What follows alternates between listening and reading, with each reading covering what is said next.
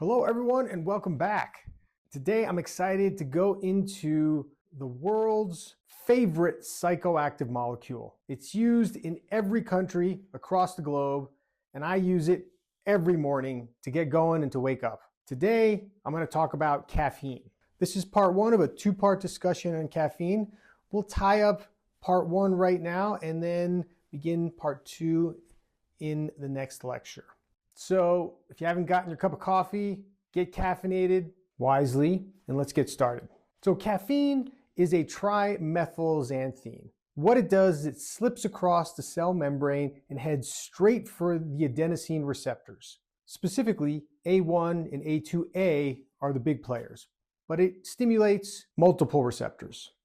Adenosine is your slow down signal. Caffeine blocks that signal. With the adenosine breaks off, neural activity rises, dopamine and norepinephrine tone increase, and you feel more alert, more motivated and focused. Now at typical human doses, this adenosine antagonism explains almost all of caffeine's effects, much more so than the old textbook idea of it being a phosphodiesterase inhibitor, which needs higher and non-habitual concentrations. Downstream, that adenosine blockade nudges sympathetic output, slightly bumps heart rate and blood pressure, and in the short term modulates motor cortex drive, linking caffeine to perceived effort, reaction time, and power output. So once you drink it, caffeine absorbs fast. Most people hit peak probably within about 30 to 120 minutes. Its half-life is highly variable, roughly 2 to even 9 hours in some folks. Now, genetics, oral contraceptives, pregnancy, smoking status, and many other factors all play a role in how long caffeine will last. Translation, the same dose can feel gentle to one person and wired to another. Your liver converts most of the caffeine to something called paraxanthine, which is biologically active and contributes to alertness and performance effects. Now, a practical tip, if you're a slow metabolizer, keep caffeine earlier in the day. If you're a fast metabolizer, you can tolerate pre-workout dosing closer to training and even a little later in the day. Now let's talk about paraxanthine. That's caffeine's main active metabolite and arguably the molecule doing a lot of the heavy lifting after you sip that espresso. When you drink caffeine, about 70 to 80% of it's converted by your liver enzyme CYP1A2 to paraxanthine within a couple of hours. A smaller fraction becomes theophylline and theobromine, the compounds found naturally in tea and chocolate, but paraxanthine is the star metabolite. Mechanistically, paraxanthine works a lot like caffeine. It blocks adenosine, A1 and A2A receptors, reducing fatigue signaling and enhancing dopaminergic tone. However, it's slightly more selective. It tends to produce alertness and focus without as much peripheral sympathetic activation, meaning less of that wired, heart-pounding sensation people get from caffeine. Paraxanthine also has a shorter half-life, roughly 3 hours versus caffeine's 4 to maybe 6 hours, and therefore it clears faster, leading to fewer sleep disturbances for the same amount of alertness window. What's fascinating is that paraxanthine may increase intracellular cyclical AMP and fat burning more efficiently than caffeine. It mobilizes fatty acid for energy and potentially improving muscular endurance and reaction speed in exercise trials. Earlier controlled studies show that paraxanthine boosts focus, processing speed and endurance with less anxiety and jitteriness than the equivalent caffeine doses. Typical supplementation forms deliver 100 to 300 milligrams of paraxanthine, roughly equivalent to stimulant potency of 150 to 300 milligrams of caffeine, since it's a bit more bioactive per milligram. Most trials testing cognitive and ergogenic effects use around 200 milligrams, taken about 45 minutes before exercise or a task. Now, compared with caffeine, paraxanthine gives faster onset and shorter duration, less impact on blood pressure and sleep latency, similar cognitive benefit or better cognitive enhancement, and similarly endurance and performance. What are the potential drawbacks?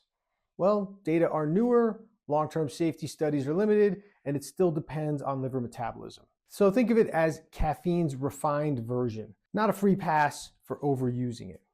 Because adenosine receptors are everywhere in the brain, blocking them lightens mental fatigue, improves vigilance and reaction time, and often helps working memory under load. Most of this happens at habitual doses. Think the equivalent of a cup or two of coffee for most people. But remember, even 100 milligrams late in the day can delay sleep onset and reduce total sleep in sensitive folks. If your goals include overnight recovery or memory consolidation, land your last dose at least 8 to 10 hours before bedtime or longer if you metabolize slowly. Before we go into how caffeine boosts performance, let's define one of those scientific words you hear a lot in sports: ergogenic.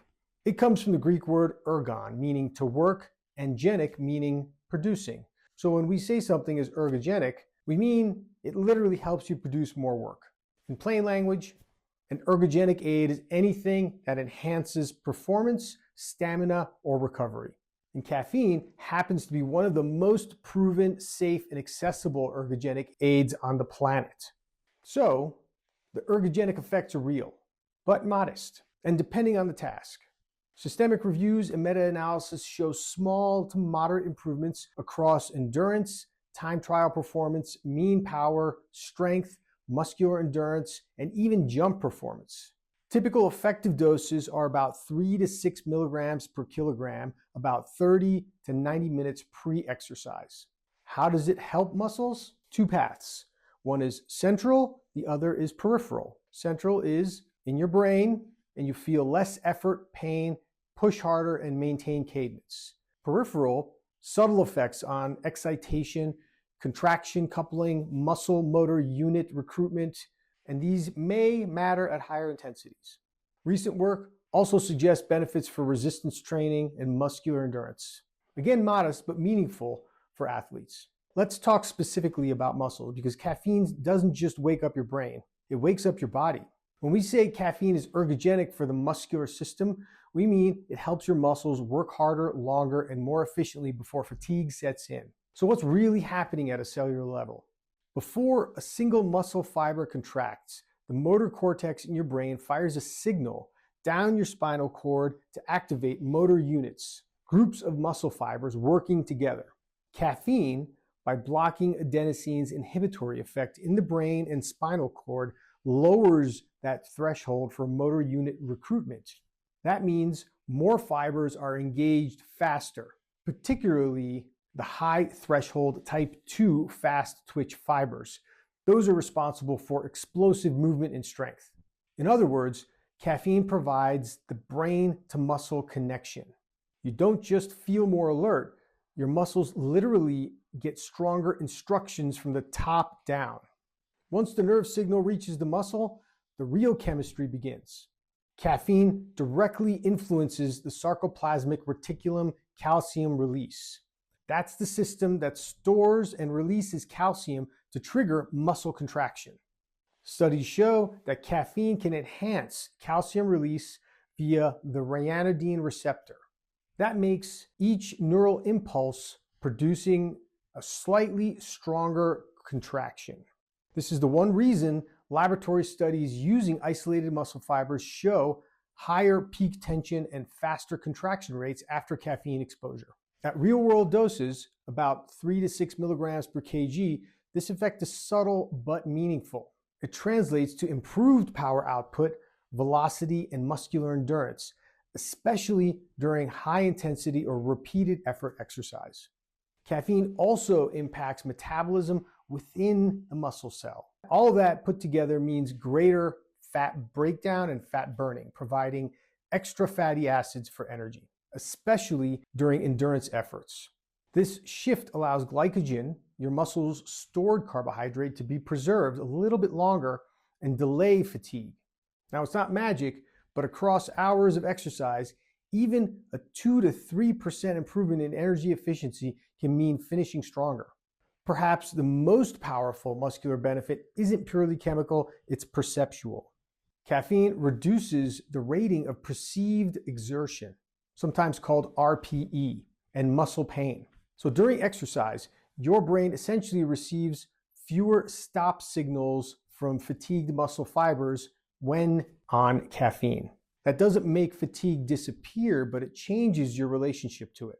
You can hold a pace, push that extra rep, or even finish a sprint you might otherwise cut short. In endurance sports, cycling, rowing, running, caffeine consistently improves the time to exhaustion and average power outputs by 2 to 4%. In resistance training, it increases repetitions to failure, movement velocity, and peak force, particularly in compound lifts like squats and bench presses. One recent meta-analysis found that even moderate doses, 3 milligrams per kg, improved bar speed and repetition strength without large changes in heart rate or blood pressure. An underappreciated benefit, caffeine may reduce delayed muscle onset soreness by modulating adenosine and prostaglandin-mediated pain signaling. So when taken before or after intense exercise, it can dampen the pain perception and possibly limit oxidative stress in muscle cells. That doesn't replace recovery nutrition or sleep, but it helps you train again sooner with less discomfort. Now here's where paraxanthine may shine. It shows equal or greater improvement in reaction time, endurance, and muscle power, but with less cardiovascular stimulation and anxiety. Because it clears faster and is a cleaner molecule, it may represent a cleaner ergogenic molecule for muscle performance, especially for athletes sensitive to caffeine side effects.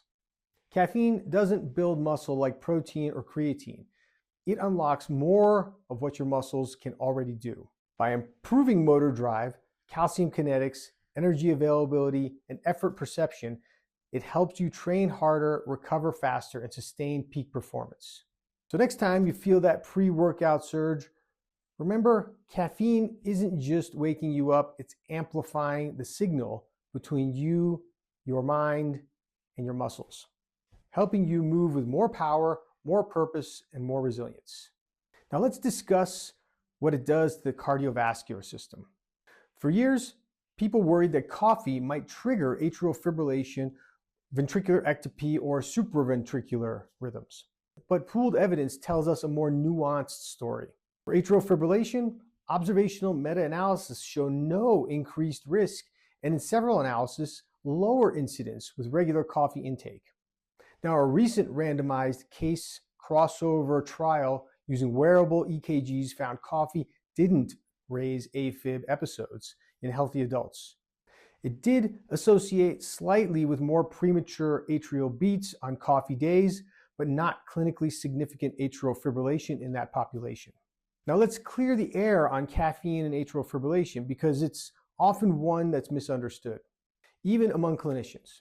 When you hear that coffee doesn't cause AFib, that's true in context, but here's the catch. Almost all the large studies and meta-analysis have looked at habitual doses. That's moderate caffeine intake, 1 to 3 cups of coffee or tea a day. Those are normal daily doses, and the data is remarkably consistent that there's no increased risk of developing atrial fibrillation, and in some analyses even showing slightly less. In 2023, a randomized study called CRAVE followed adults wearing continuous EKG monitors. On the days they drank coffee, they didn't experience more atrial fibrillation or premature atrial contractions than on the days that were caffeine-free, although they did see a few more ventricular beats and a little less sleep. So, moderate consumption looks safe for most people, but that doesn't mean caffeine is harmless for everyone or at every dose. Those studies did not evaluate high-dose exposures like concentrated energy drinks, caffeine powders, or mega pre-workout blends. At those levels, especially in younger people with supraventricular tachycardia or a pre-existing arrhythmogenic substrate, meaning they're predisposed to it, caffeine stimulant effect can tip the autonomic balance towards sympathetic dominance. That means higher heart rate, higher blood pressure, and in susceptible hearts, a trigger for palpitations, SVT, or even AFib episodes. So the take-home message is nuance. Normal daily caffeine, coffee, or tea, even an occasional energy drink, doesn't seem to increase AFib risk in the general population. But very high doses or large boluses combined with dehydration, stress, or sleep loss can provoke arrhythmias in predisposed individuals. That's why in cardiology, we still screen caffeine habits in young people with SVT or AFib, not because coffee causes disease, but because it can act as a spark in susceptible electrical systems. Moderate, mindful caffeine use is probably safe. High dose, high stress stimulant loads, now that's a different story and one worth respecting. Now for ventricular ectopy or PVCs, human interventional data does not show a significant increase with typical or habitual caffeine doses. That risk shows up mainly in overdose or special high-risk settings. So where's the line? Dose matters. At high or toxic doses, think grams, not milligrams, caffeine can precipitate dangerous tachyarrhythmias, including ventricular fibrillation. Now, those are rare but very real events and usually involving powders, shots, or intentional overdose, not a latte. For the general population, staying less than 400 milligrams per day is generally considered safe by major reviews. Now, pregnant individuals should target less than 200 milligrams a day. Individuals with susceptibility, medications, or comorbidities still matter, so personalize that. When it comes to blood pressure, caffeine's story looks a lot like what we just covered with atrial fibrillation. It's about context, dose, and chronic exposure. Here's the physiology. Caffeine blocks adenosine receptors throughout the body, including the vascular smooth muscle, which briefly reduces vasodilation and increases sympathetic tone. That causes a short-term rise in systolic and diastolic blood pressure, usually in the range of 3 to 8 millimeters of mercury after a typical cup of coffee. Heart rate may also nudge up a few beats per minute. Now here's the key nuance. Those increases are transient.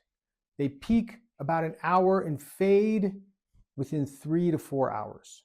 And with habitual use, most people develop tolerance. Long-term coffee drinkers generally have no persistent elevation in baseline blood pressure compared with non-drinkers.